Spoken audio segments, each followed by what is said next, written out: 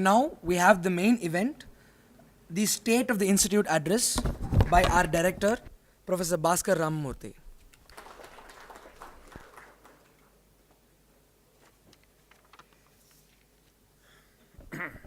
Good afternoon, and actually the State of the Institute address has been given by David.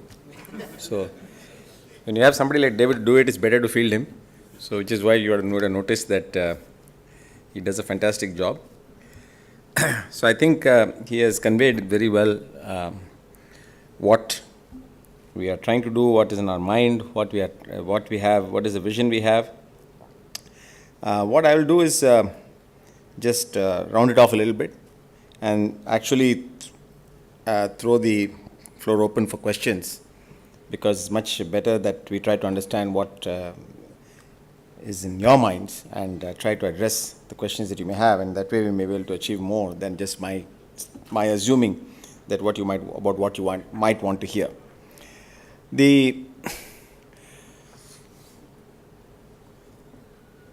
Let me also take a step back and speak from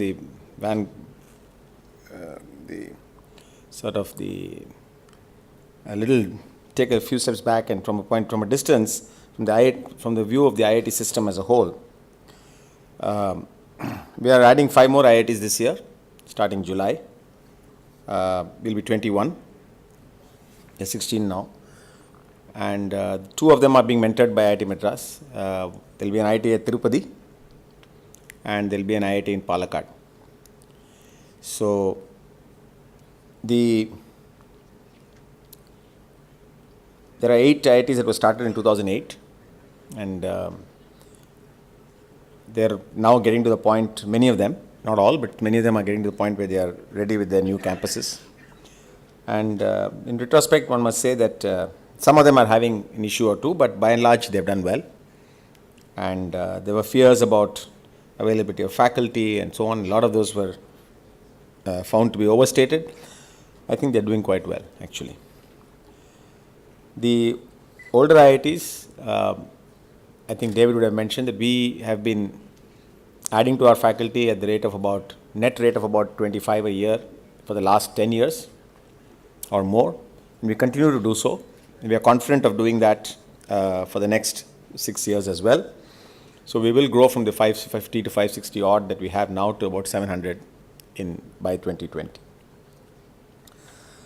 The main impact of that recruitment will be that every young faculty member we recruit brings in a new area, a new sort of niche area of specialization. So it usually it implies that we get new electives, new areas of research. In addition, our core classes, the classes that are held for the undergraduates and MTech students, will become somewhat smaller and therefore more effective. We are already at a point where we are handling our classes fairly well. We're not really stretched. There may be some pressure right now. It's not that easy to take sabbaticals and so on. We do take them, but there is a pressure on numbers. But our classes are not too big, but not too large, but I would say a little too large sometimes. And that's what will correct itself in the next few years. Already we are at a position where I don't think we are, despite the increase in the student population to about 8,500, I think we are in a position now that we are doing a reasonable job of our teaching, in our teaching roles. The research aspect has really grown. 30% of our student population is our research scholars now. About 2/3 of that, 2,000 plus are PhD, and about 1,000 or so are masters by research. Typically all over the world, flourishing research universities have a faculty to research scholar ratio of about 1:5. An average faculty member has a research scholar group size of about 5. You graduate about 1 scholar a year. These are all on average. And we are now pretty much at the same level as globally. It used to be half of this 5 years ago and half of even that 10 years ago. So IIT Madras, to be precise, was always had research from the time it was started. In fact, the IITs were conceived by the Sarkar committee when the report that came out, This is a committee that actually was set up before independence. The IITs were conceived as research institutes, but given the availability of resources and the focus of the initial decades, research was smaller in size, though it was always there. Even when many of us were students, you would have been aware that there were many pockets of very good research that was going on. It's just that now the scale is larger. The resources required for that are also available, all the laboratory resources and what I think David alluded to is that we are now also very watchful to see that this increase in numbers and quantity also leads simultaneously to work of the highest quality, so that we publish predominantly in the world's best journals, along with where the world's best people publish, and our numbers too are in the right ballpark. That's what we are very closely keeping a watch on and making sure we apply all the correctives required. We don't want to also get into a pure numbers game, because that is futile. So we want to make sure we do it right and not necessarily chasing some numbers that are in some sense shoved down our throats. The research has two aspects. We are also very conscious of the fact that we are in a country that is needs to and is trying very hard to change the level at which its industry operates, take technology to a higher level, IP owned by industry to a higher level, innovations, and most importantly that the challenges facing us in all the areas that you might conceive of, whether it's water, energy, transportation, agriculture, healthcare, all of these areas, these are not going to be addressed by a follow-me approach where we just try to mimic what's been done elsewhere. In most of these cases, we actually have to leapfrog. We have to leapfrog to a more frugal, to a more sustainable, and basically, if we want to do it faster, the more affordable solutions. If you're looking at energy, the kind of things that you must have heard, some of you might have heard Professor Jhunjhunwala talk about today, those are the kind of approaches we have to take. We have a similar effort in housing, that our Transportation Research Center is also looking at issues regarding transportation. So, water is another major area where we are focused on. So, all of these are areas that require us to bring out our best and look for ways in which we can actually take a different route to where we want to be and not follow the beaten path. In this, I believe that if we do it right and with a measure of self-assurance, I think we can actually come up with solutions not only for our challenges, but actually for some of the challenges that are faced elsewhere as well in the world, including in the developed world. So, these are therefore very promising times, very challenging times, and it all depends how we really, it's whether we do well or not. It's not just a function of the growth, the infrastructure, the numbers, the faculty, the students. Is really what we do. We really have to also focus as much on the non-measured or almost immeasurable, non-measurable things, which is what are we doing with our time and our resources? Are we focusing on the right things? Are we getting caught in some races that don't belong, the way we don't belong? Are we running the right races? Are we doing the right things? This is very important, and we are very mindful of that. And these are not exercises that you can carry out singly or even in groups from the top down.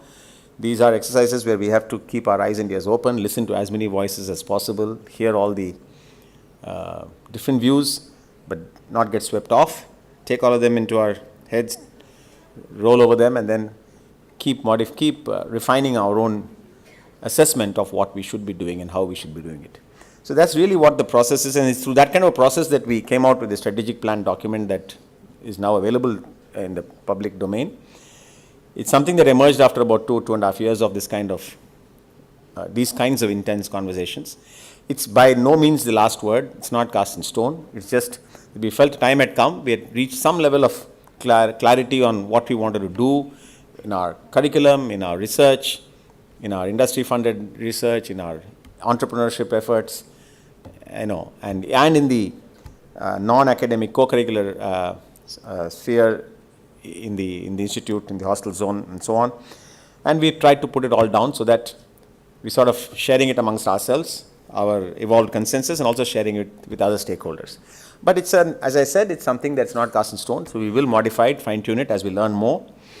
And it's in that process that we hope in the next 6 years, and actually I would say in the next decade, not only should IIT and will IIT Madras reach the point where it should, which means it should become as well known for its postgraduate and research output as it is today well known for its undergraduate products, recognized widely and accepted as a key contributor to the nation's developmental efforts, recognized as an institution that produces very high quality graduates, high quality research, and also contributes very positively to the whole intellectual atmosphere, intellectual state of the country.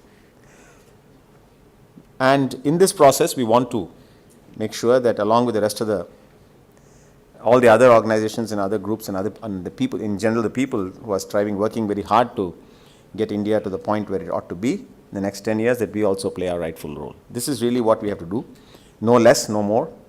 Not an easy task, but that's what we are committed to doing. As he was also, I think, let me also refer to the point he made about this campus. So we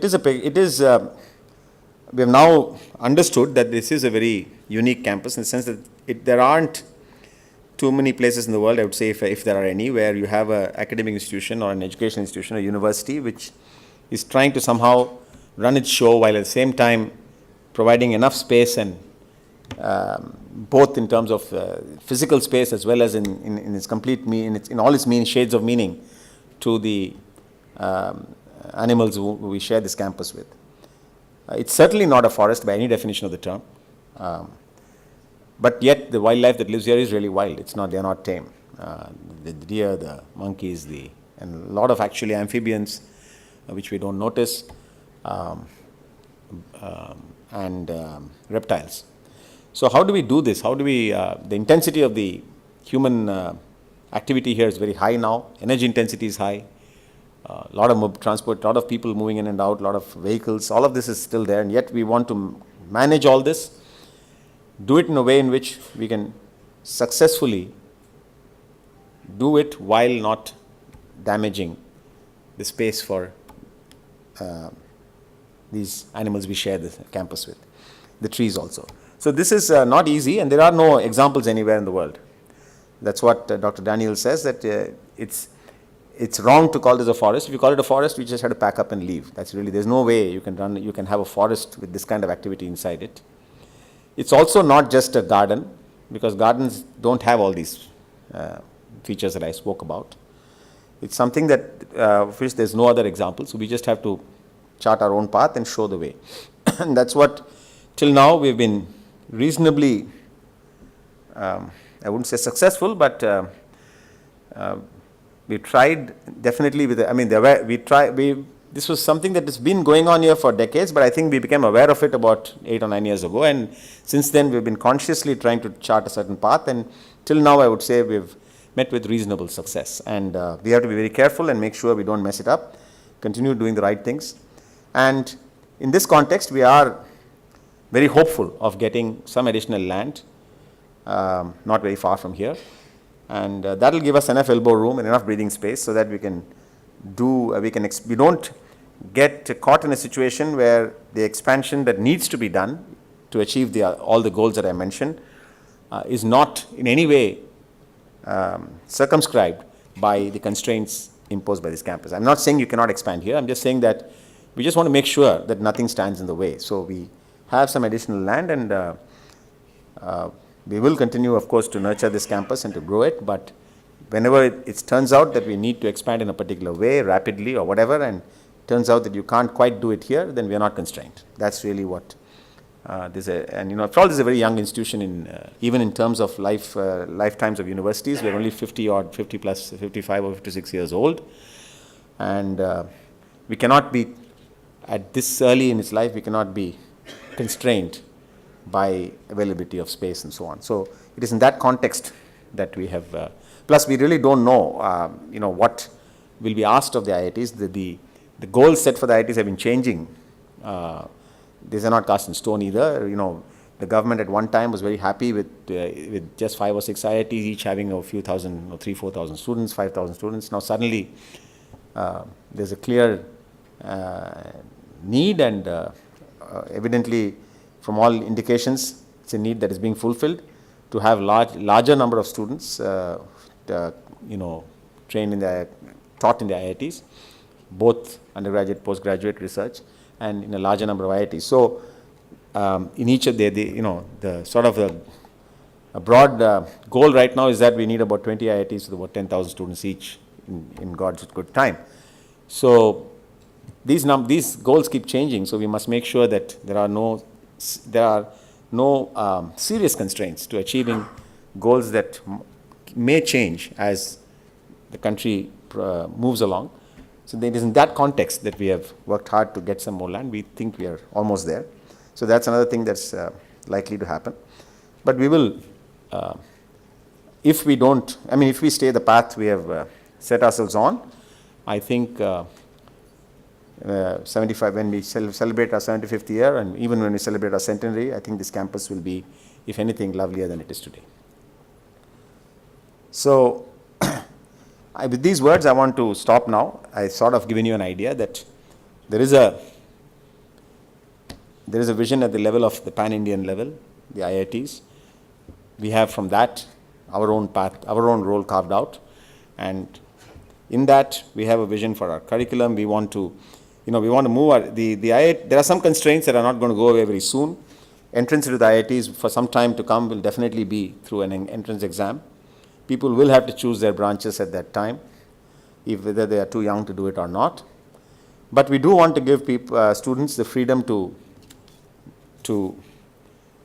define themselves in as freely as possible within the constraints of having selected a branch. So our curriculum is moving in that direction. We want to give students as much choice as possible, and so that we allow our students, who are among the brightest in the country, to develop in the way they want to develop, learn the things they want to learn, and train themselves for the type of career that they see themselves being happiest in as they grow into their 20s. It's too early to ask a person to define all of this as soon as they finish their 12th standard and come into the IIT. So whether they want to be an entrepreneur or a researcher or somebody who just gets into business, whatever it is, we want to allow them to do this and do it well. Our aim is that every student who comes in here is able to spend the 4 years pursuing that which he or she likes. Increasingly, we hope it will be more and more she. Our undergraduate women percentage is now still only at about 12 to 13%. We need to grow that. The percentage of women at the PhD level is much healthier, it's 30%. But the undergraduate is now only 12 to 13. Our masters is about, depending on the discipline, between 14 and 18%. So we need to grow that, but we want to give the person as much freedom as possible to pursue the things that interests him or her. But we want them to do it with a passion. We want them to work very hard. We want them to be driven to work hard, more self-driven to work hard. We also want everyone to develop their personalities and their, in a holistic way, in other aspects, not just academics. So we want to give as many opportunities as possible for people to develop an interest in something else, whether it's sports, whether it's art, whether it's just hobbies, whatever it is. And because we now have sufficient scale that we think we can provide lots of opportunities, people can choose what they like. And we also want to create a very healthy ecosystem for entrepreneurship. This is very important for the youngsters as well as for the country. There is a huge noticeable hockey stick effect going on as far as entrepreneurship is concerned. We are seeing a spurt of interest in students who want to incubate companies. You can also see the number of students who are actually joining startups as a first choice in placement. This year, almost 15% of our students have joined startups. And not all the big startups who are, which are claiming headline news, a lot of them small ones. So there is a lot of interest in this, and you can be assured, that you can almost be sure that any student who chooses a startup as a first choice in their placement is most likely within 2 years or 3 years going to start a company by himself or herself. So there is going to be a huge surge in this country, and some of them are going to address the key challenges that we face in this country. So I think these are the really exciting things that are going to happen. I would not at all be surprised if 10 years from now, the main headlined output out of the IITs are entrepreneurs, if not immediately, but within a few years of their graduation, rather than people who go to top business schools or even to the top schools anywhere in the world. There is a huge surge in this, and I wouldn't be surprised if they take pole position in terms of what IITs are seen as doing. This is something also we want to encourage. Our incubation cell has been set up in the right way. We've got a lot of good stuff going on there. The students and faculty who want to incubate companies, we're trying to provide all the support they need, whether it's in mentoring or whether it's simple things like accounting, legal, and so on, and also a good ecosystem. The research park, some of you, if you haven't seen it, you should visit it. We are now expanding the research park. It's what started as a 400,000 square feet park is now becoming 3 times the size. The building construction is going on. By next June, it will be all ready for occupation. And so you're going to have, today there are about 50 odd companies, finally there will be about 150 companies, and today we're incubating about 30 companies there. It will go to about 100. So you can see what that kind of an ecosystem right next to the campus means. So this is what I think is in store. Looks very promising. It's our job to make sure that it develops the right way. Thank you.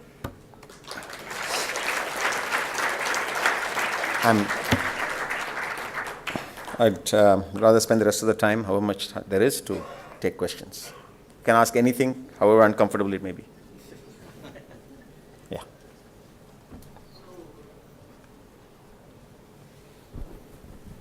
I guess the obvious question, tying back to the rankings, is innovation just doesn't reflect in the rankings at all. It's a really small piece of it. If you divorce it from the research papers and so on that you generate. So are you worried about the fact that you're pursuing innovation so hard, which will not necessarily be reflected in your ranking? Or is that not a concern at all? Okay. So let me tell you about rankings. So, he told you in gory detail about what goes on in these rankings. So rankings are important. We don't want to necessarily say they are meaningless or they're not important and so on. So they rank. For example, one of the things that's hurting us, why our numbers are going down a little bit, David, is maybe you forgot to mention it, is our huge surge in PhD intake.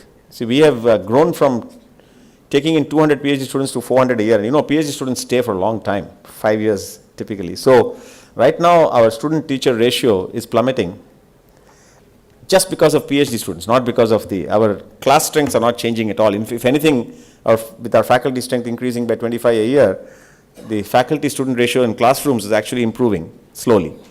But the numbers they take is the number of students you have divided by the number of faculty you have is plummeting. And these are all research scholars who actually don't, the student-teacher ratio, if it drops due to research scholars, it's not the same thing as dropping due to students in the class. But these things are done at a very gross level, so that's the way it is. So that's why it's gone down from 66 to 70 and so on. That number is plummeting till our faculty strength increases, because our PhD strength is now going to be pretty much, we are maintaining this 5 per faculty member. So that ratio will remain steady. But to answer your question, the things that the rankings are doing, looking at faculty-student ratio to some extent, to the extent that it reflects our class strengths, the citations, the research, all these are research publications and citations. These are good things to do to improve. So to that extent, I would say we should improve our rankings. Okay, we should work hard to publish better, to publish more, to improve our faculty-student ratio. And Times Higher Education looks at industry funding. So we should. I think it's a good idea to focus on improving the rankings. What's not a good idea is to ask the director to say, within 5 years you shall bring it up to 20, because then I'll go about doing things which are not necessarily the right things for me to do. There was a president of a Malaysian university who came and said he's been hired to take their university ranking from here to here. Otherwise he'll be fired. If somebody hired me like that, I'll quit. I'll go back to being a professor, because that doesn't make any sense to me. Okay? But as long as those things that they are measuring are also important for us, I think we should improve, and we should always ask ourselves we should analyze the way we are analyzing and ask ourselves why did it drop, why aren't we improving, which are the things to focus on. But we shouldn't get too caught up in this business. Let me also tell you that there is a national ranking framework that is being developed now. And the reason for this goes beyond the IITs. The IITs at least, somebody pointed out how you get your academic reputation. People have to choose. Somebody sitting in the US or in Europe or in Brazil has to choose IIT Madras as one of the 5 universities he or she remembers. Okay? And they ask 60,000 people in the world like this, and that's how they come up with those. However good you may agree with or not, that's how they do it. If you look at our undergraduate education in science and arts and so on, they're all done in colleges, in affiliated colleges. And some of them are good, some colleges in various cities in the country at least are very good. They have no chance in hell of getting into any of these rankings. Who's going to have heard of them anywhere in another? We don't do it all in universities. So we need a ranking framework, who uses ranking? Rankings are used by students who are looking to see which institution they should go to. So if you're trying to pursue an engineering or medicine or law or humanities or arts or literature or history or whatever, you want to know which are the best institutions. You want to know the research funding agencies in the government and elsewhere want to know. As a country, people want to know where do we stand with respect to other countries and so on. So there are all these different stakeholders who look at ranks. I think we must develop ranking systems which address these needs. If a student graduating from school wants to know where to go and which are the best places to do history in, he or she must be able to find out. And that should mean you have to rank colleges. You can't just rank universities. So I am part of the National Ranking Framework group. There are a group of couple of IIT directors. There are people from the IIMs, there are people from universities, about 7 or 8 of us. There's somebody from the law universities, there's somebody from All India Institute of Medical Sciences, and we are trying to develop a ranking framework which will address all of this. We will include institutions abroad so that we'll know where the Indian institutions stand in this ranking framework. May not include all of them, but enough of them so that we can figure out. It's something that's just started. We started working on it. There'll be some version of it out next year, then we'll improve on it.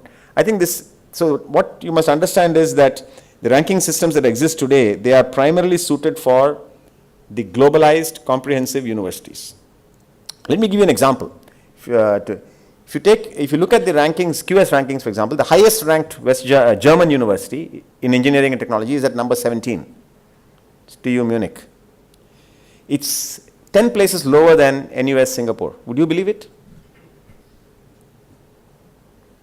It's 10 places lower in engineering and technology than NUS.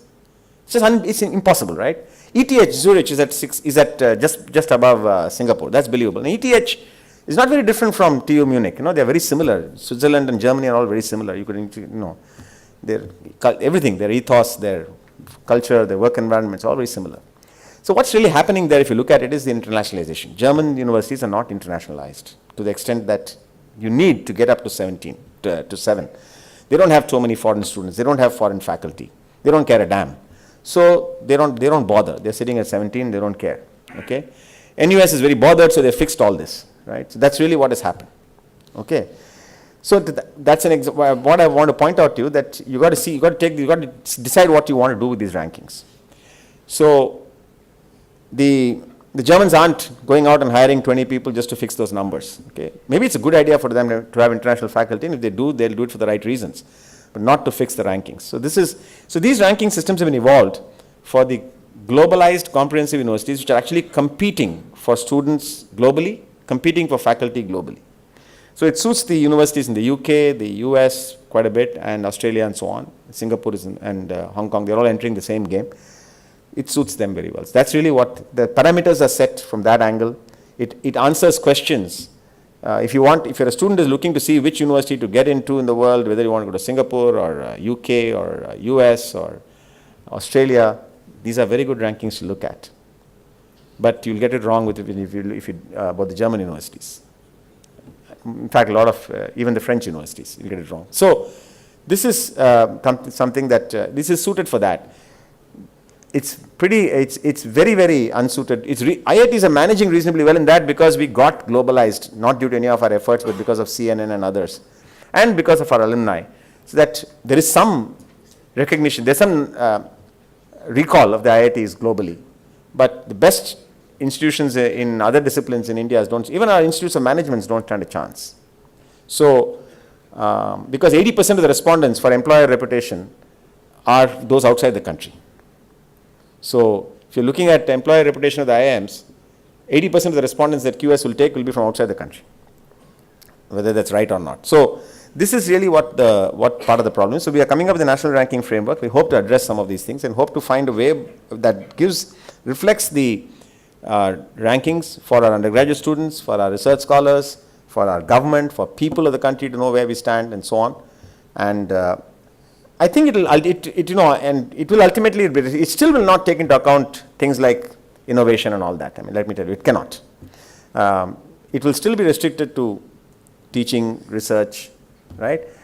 Pretty much. But you can do a better job of how you estimate employer reputation and academic reputation and stuff like that. Some of these other things can't be measured. Like, you mentioned about the GSLV Mark III.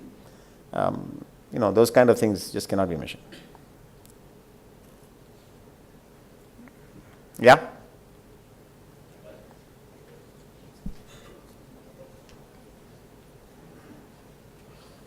I have I guess a two-part question. The first part is, there were two slides which were interesting in the previous presentation. One was, there was a listing of each department in terms of the research output. And then there was a ranking across the IITs or across a bunch of universities. And there were different categories, and one of them was industrial output or industrial collaboration, and IIT really stood out there. IIT Madras stood out there. And my contention or my thinking is the two are probably inversely proportional, in the sense that if the professors of a particular department are very involved in consulting with industry and increasing that number, they are not going to be that productive on the research front. Has there been a study where there's a correlation done of, let's say, a particular department is low in terms of research publications, but is it very high on the industrial output? Our civil department is very high on industrial output. It's also the highest ranked in the globe among our departments globally. So that correlation is not, it's counterintuitive, it's not true. But is that on the research front? The civil department is also high on the research? Yeah. I see. I'll tell you what happens. You're right in some ways. Are you an academic by any chance?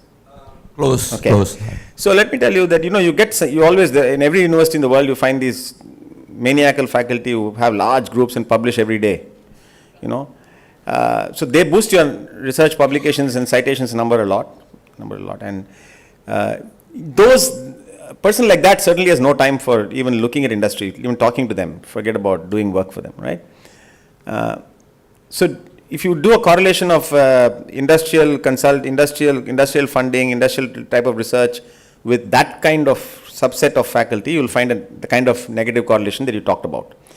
But if you step back a little and look at people who publish healthily, our research shows that it's the same people who teach well, who do industrial consulting, where it's feasible. I mean, there are some people in mathematics who do a great job who can't do industrial consulting. I'm talking of disciplines where it's possible to do industrial consulting within India. Even in some engineering disciplines, you can't do it in India, right?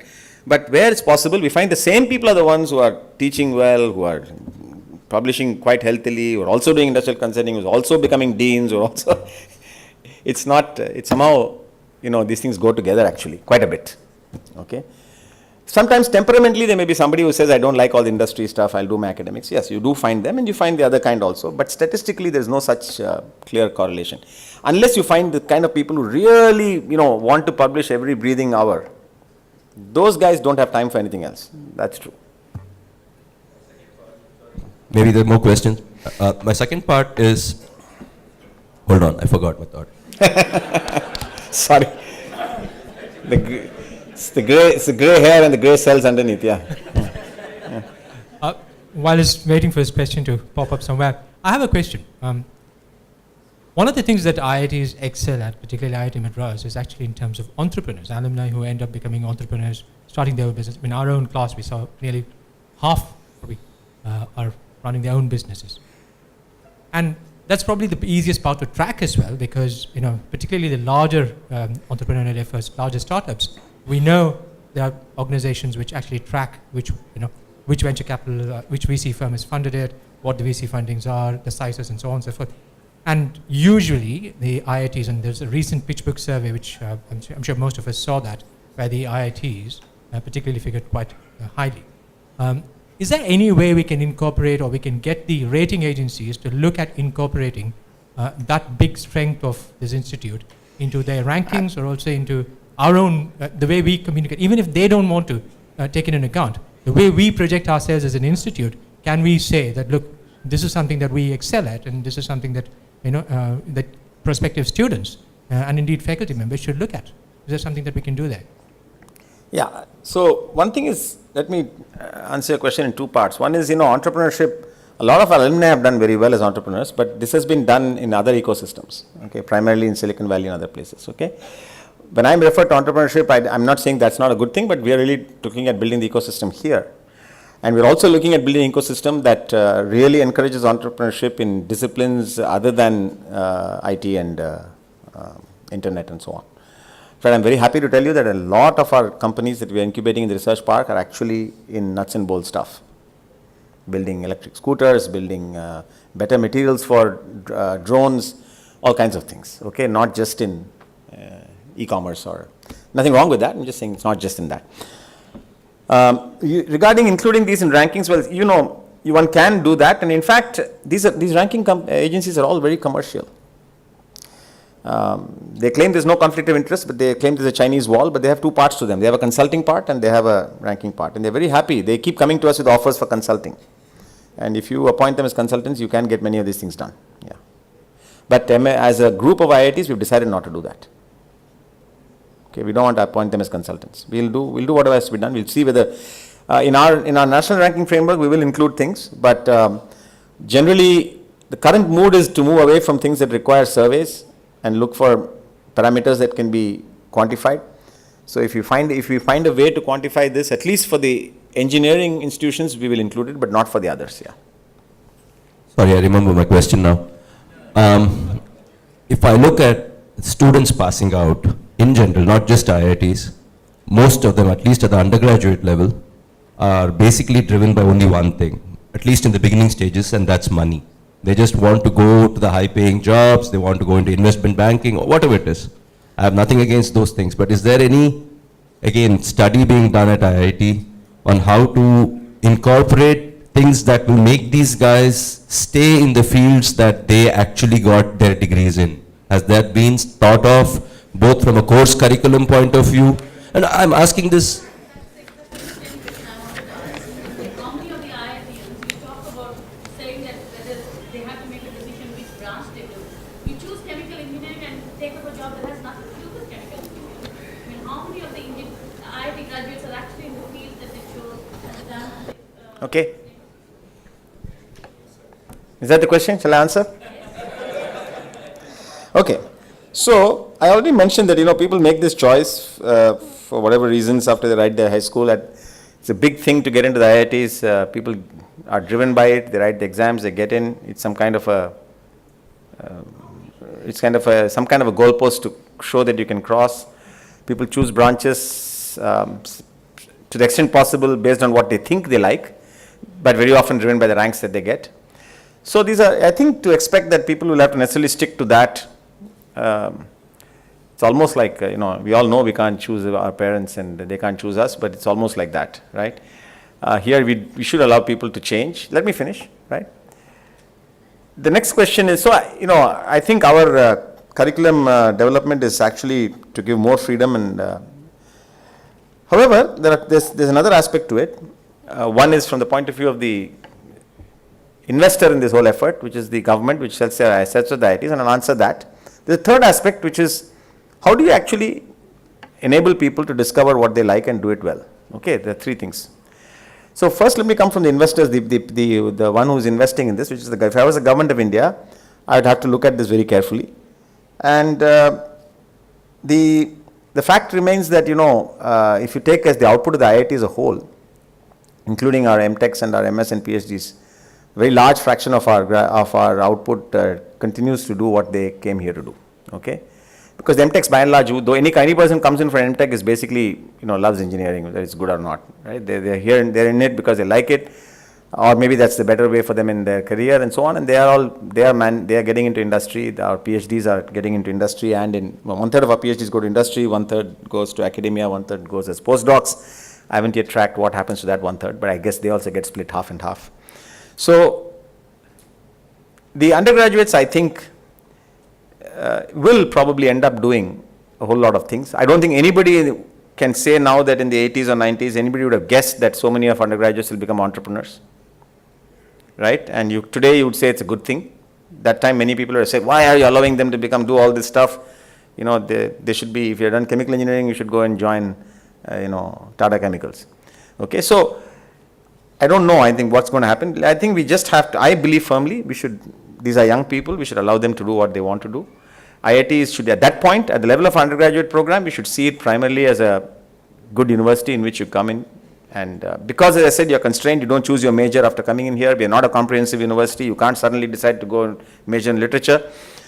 You have to do the engineering that you promised to do. Within that, we want to give as much freedom as possible for them to learn the things they like to learn. The one thing that is very bad is for a student to go through this because he or she has to get this degree and really not doing anything else, wasting 4 years or just letting it pass by. That's not a good thing. We want to make sure that everybody has enough opportunity to do that which he or she is passionate about and do it well.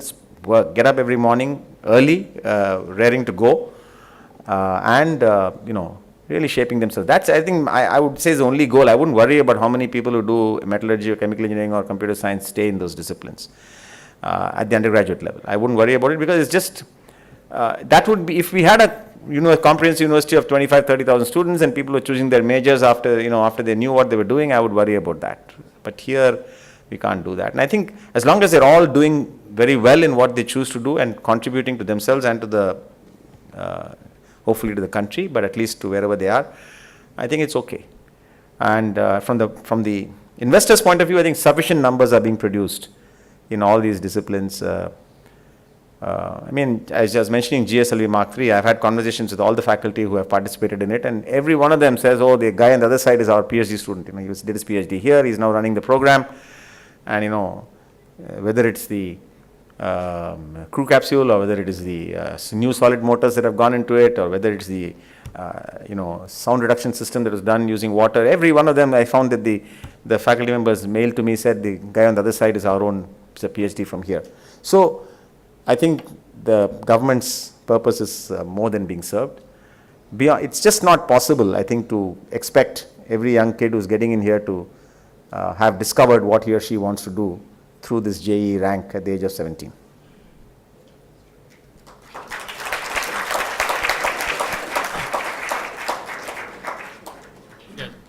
Yeah, just one more question. Last. I have to do this. Last question. I think, in essence, I think there's a lot of questions what I found. IIT prepares you for life and living. Paths are different. I think, we are doing, what we can. That's on one side. Back to the point what he raised regarding the, the junction between academics and the industry. I think there should be lot more customer centricity. I was very impressed by the presentation what gave by Mr. Ashok Jhunjhunwala. Looking at the practical problems and how you solve it and kind of, bridge the gap with, electricity and things like that, to create a, Roshni Bharat or something like Swachh Bharat, Roshni Bharat, things like that. I think there should be a lot more. In fact, faculty should be encouraged to go outside, see the real world and what are the problems and come back and, kind of bridge between these two. That's where, I think we'll make a more name. I think more than research, we are more of, technology institute. I think we need to apply technology. That's my view. I think that should be, encouraged more. So I think that's a fair point.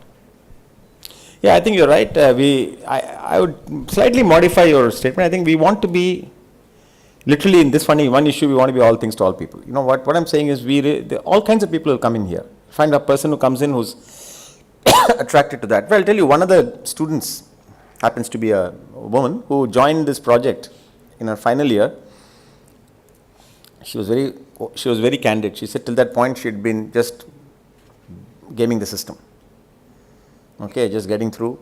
This project, once she started working, it really, got under her skin.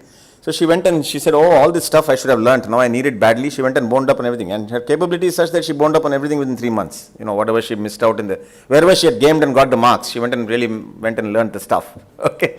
Because she needed it. Okay. So you're right. You need to provide the opportunity. But you also need to provide the opportunity to somebody who discovers the joy of just curiosity-driven research, not worried in hell about whether it's going to light any bulbs or not going to light any bulbs, right? I think we need to be all things to all people. Or somebody who says, look, this is not really what I want to be doing. I actually ought to be in business, you know, and I can't wait to get to business school. That's also fine, or whatever, you know. I think as long as I said, you know, 17 to 21 is very solid 4 years to waste. We don't want people to just idle here. We have to make sure we provide enough opportunity and pull. I mean, you can't preach to kids also. I think you have to have enough pull that they don't end up doing that. That's really our challenge, and all kinds of different things. There's no one story for everybody. Right.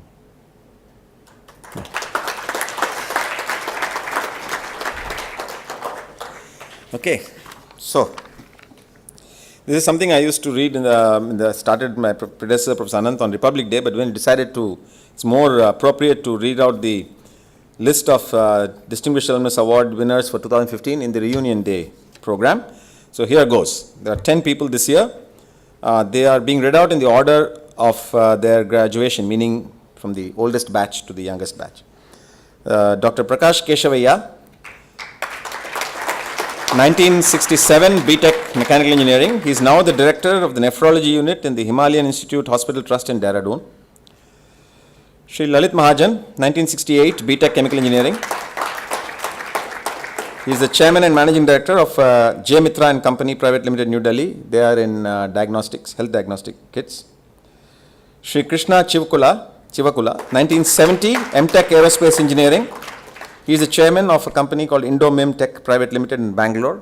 They make very specialized, I think, metal injection molding. MIM stands for metal injection molding parts, and they supply to the world actually. Dr. S. Ramakrishnan, 1972, MTech Aerospace Engineering. He is a distinguished professor at the Vikram Sarabhai Space Center, Trivandrum, one of the many that I mentioned who adorn ISRO from IIT Madras. Shri Shekhar Vasan, 1975, BTech Metallurgical and Materials Engineering. He is the managing director of Sansera Engineering Private Limited out Bangalore. It's an auto part maker, a tier 1 supplier, developed all the technology in-house. Shri Ajita Rajendra, 1976, BTech Chemical Engineering. He is the president and chief operating officer of A.O. Smith Corporation, Milwaukee, Wisconsin. It's a company that's very well known, I think, in metals. What is it? Nagarajan? Water treatment. Water treatment, right. Dr. Arumugam Mandiram, 1981, PhD Chemistry. He is a director in the Texas Materials Research Institute, University of Texas at Austin, Texas, USA. He is a PhD from the chemistry department here.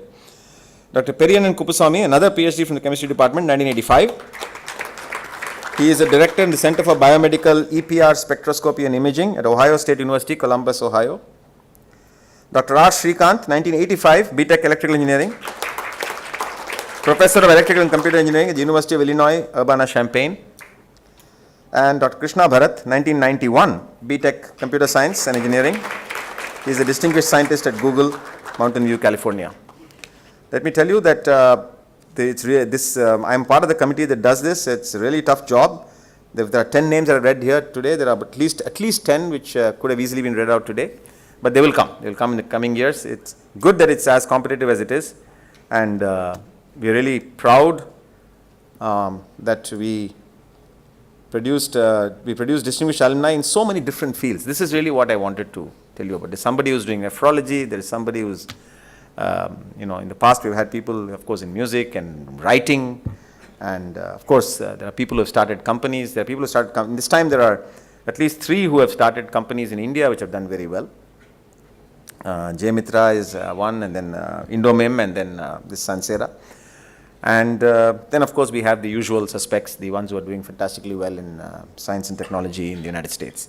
So we will see more of this, and I think we'll see more of the Indian entrepreneurial thing as in the years ahead, as I suspect. Thank you very much.